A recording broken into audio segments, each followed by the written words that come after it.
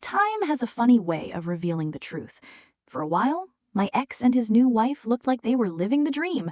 Cute pictures, romantic captions, fancy dinners. It all seemed perfect from the outside. But the thing about perfection? It rarely lasts. Not long after they moved into my old house, cracks began to show.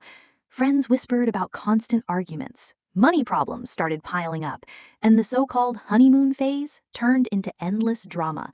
Suddenly, the woman he thought was his upgrade wasn't looking so perfect anymore. And here's the part that still makes me shake my head. Every fight, every sleepless night was happening in my old guest room.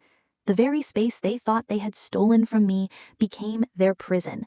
Imagine that. The place I once decorated with love, where I hosted family and friends, turned into the setting for their battles.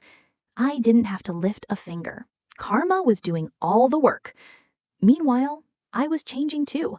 While they were stuck in the same cycle of lies and drama, I focused on rebuilding my life. I worked on myself, healed my heart, and started chasing goals I had put on hold.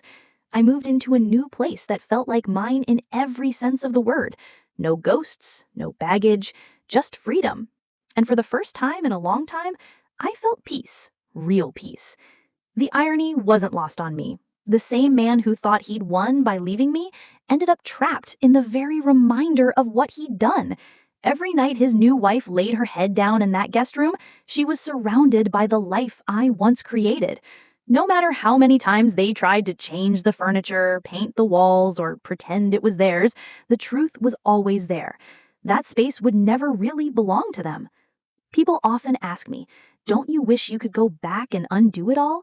And my answer is no, because betrayal taught me something valuable.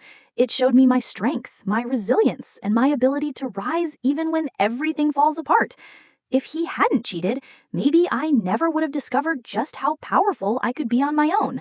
So, no, I don't regret it, because in the end, I won.